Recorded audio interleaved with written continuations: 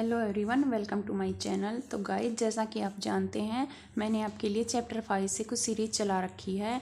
कल जो previous video डाली थी मैंने, उसमें 1 मार्क्स के जो क्वेश्चन थे जो कि ऑप्शनल टाइप थे वो मैंने उसमें डाले थे। आज 2 और 3 नंबर्स के क्वेश्चन हैं, वो मैंने इस वीडियो में डाले हैं। If any students during the quiz not prepare its chapter, to students this video is very helpful.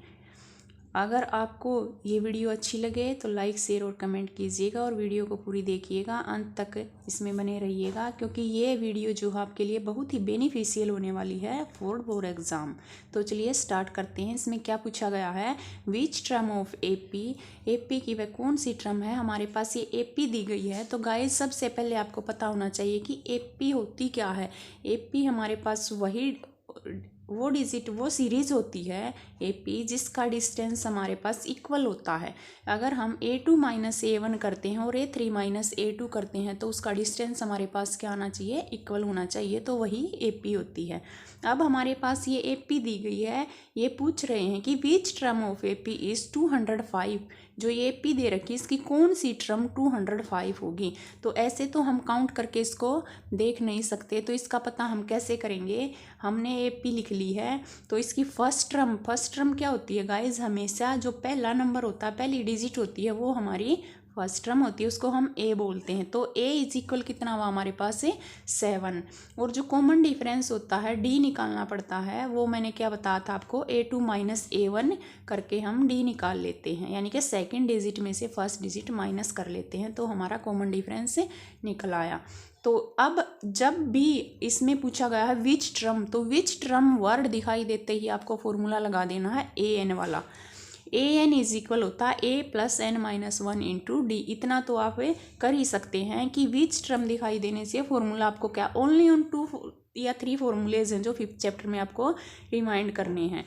तो आपके इजी टॉपिक के लिए मैं आपको यह बता देती हूँ कि ये ए एन और एस एन, ये 2 फॉर्मूले ही हैं जो आपको कॉमन होंगे, याद जरूर कंपलसरी होंगे आपके लिए।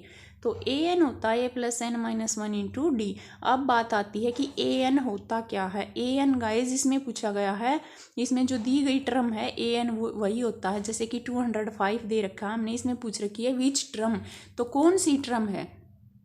जो टर्म पूछ रखी है 205 पूछ रखी है, उसको हम ए एन की जगह रख देते हैं। ए एन इज इक्वल ए, मैंने बताया था आपको, पहली टर्म होती है 7 हो गई, प्लस एन, एन हमें निकालना है। इसमें पूछ रखा है विच टर्म का मतलब होता है कौन सा पद, यानी कि कौन सी टर्म है, तो वो हमें फाइंड आउट करना है। तो एन को हम एज इट इज छोड़ देते हैं, -1 इंटू डी हमारे पास क्या हुआ, 13 माइनस 7 6 हुआ डी।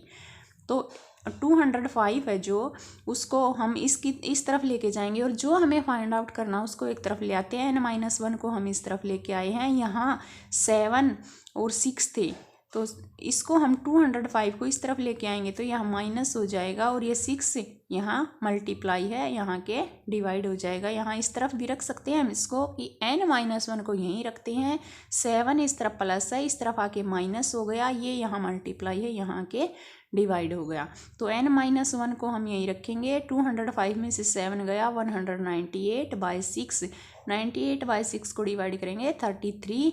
और अब हमें वैल्यू किस चीज़ की फाइंड आउट करनी थी, n की, बट हमारे पास n-1 है, तो इस -1 को हम उस तरफ लेके जाएंगे, +1 हो जाएगा, और n की वैल्यू निकलेगी 34।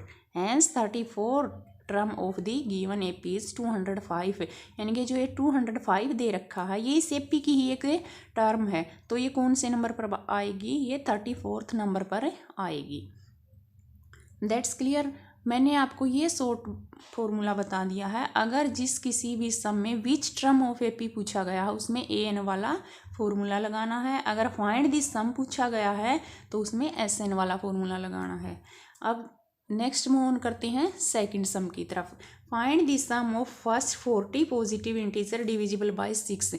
यह आपके बोर्ड एग्जाम के लिए बहुत ही इंपॉर्टेंट सम है। इसमें से एक क्वेश्चन एसेंशियल होना है। जैसे कि इसमें इसमें एपी नहीं दी गई है, इसमें क्या करना, फाइंड दिस सम।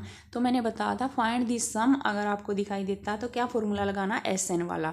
बट उसके लिए एस एन वाला फॉर्मूला लगाने से पहले हमें एपी भी चाहिएगी। तो एपी हम कहाँ से निकालेंगे, इसमें कोई एपी गिवन नहीं है, तो एपी हम यहाँ से निकालेंगे। इसमें पूछा गया है first of 40 positive integer divisible by 6, positive integer होने चाहिए, वो भी डिविजिबल बाई 6, यानी कि जिससे भी डिविजिबल दे रखा है उसी की टेबल को लिख लेते हैं हम।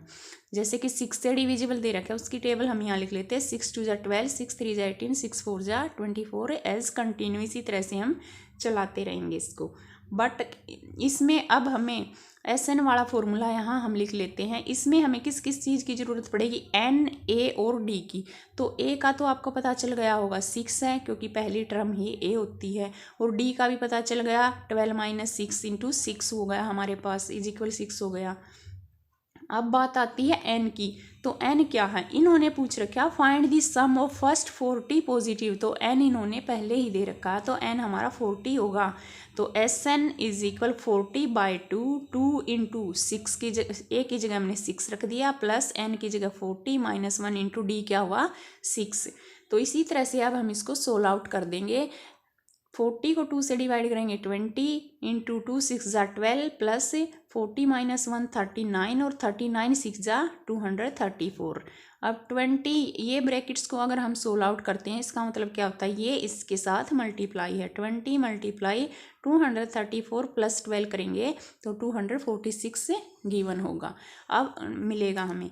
तो = इसको हम मल्टीप्लाई करके सोल्व आउट करके लिख दे हैं तो क्या आता है 4920, जो कि इनका सम होगा, फर्स्ट पॉजिटिव इंटीजर का सम होगा। तो मैंने आपको बताया था सम के लिए फॉर्मूला ये लगेगा। अब नेक्स्ट मूव ऑन करते हैं क्वेश्चन नंबर 3 की तरफ।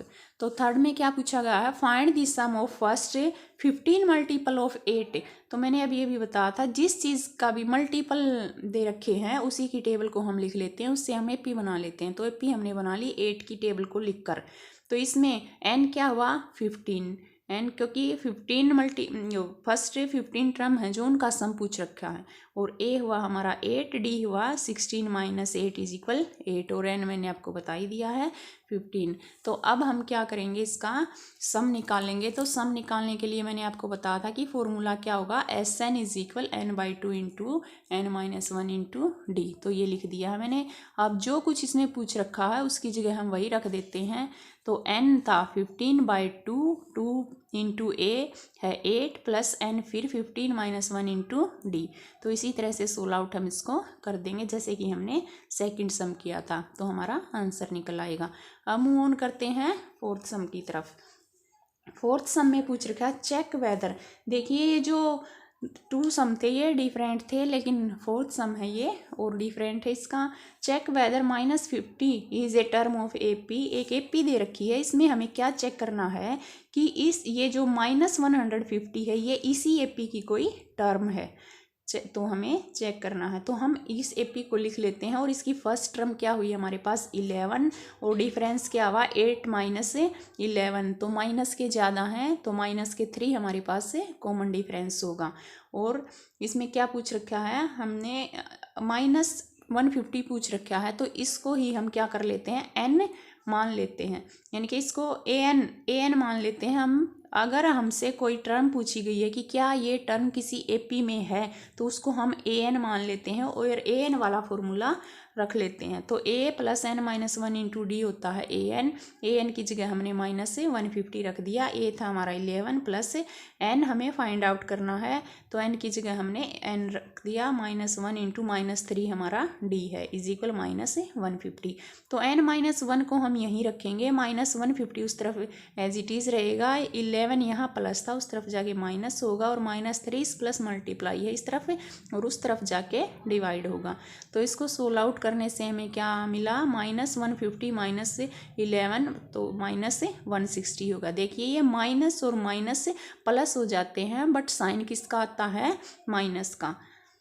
तो -160 हमारे पास हुआ, और -3 माइनस से माइनस कैंसल, n - 1 = इसको हम कैंसल आउट करेंगे तो कितने पे जाएगा, 3 5 × 15, तो ये कैंसल आउट नहीं हो रहा है, तो इसको हम एज इट इज छोड़ देते हैं 161/3। तो n = ये जो माइनस था ये इसके साथ यहाँ इस तरफ आके -1 है और इस तरफ जाके +1 हो जाएगा, तो इसको हम LCM लेके सोल्व आउट कर देंगे। तो it is the answer of question 4th। तो ये थी आपके जो मोस्ट इम्पोर्टेंट सम है चैप्टर 5 एक्सरसाइज 5.2 से, जो कि आपके बोर्ड एग्ज़ाम के लिए बहुत ही बेनिफिशियल होने वाले हैं। अगर आपको वीडियो अच्छी लगी है तो लाइक शेयर और कमेंट कीजिएगा। थैंक्स।